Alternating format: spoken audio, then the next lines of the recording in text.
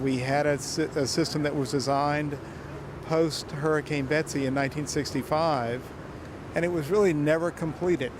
So we had levees, but they weren't all up to grade.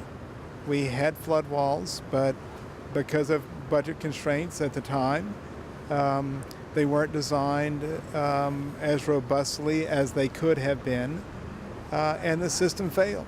And so now we're faced with, in a very short period of time, going back and correcting that system. So I guess the challenge that I'll kind of lay out for people is, what we're faced with in New Orleans is we had a number of people killed. Like I said, over 1,800 of our citizens were killed.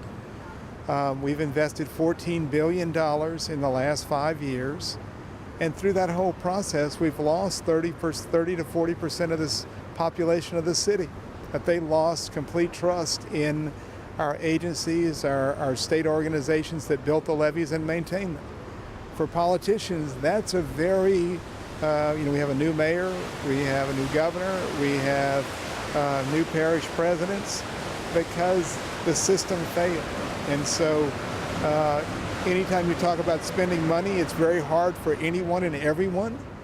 But if you don't, you're going to have to spend the money later on if we're going to live in the environments that we want to live in. That's the bottom line. So you can either do it ahead of time, or you can wait until the catastrophe and then hope that you can resurrect the city after you have a tremendous disaster.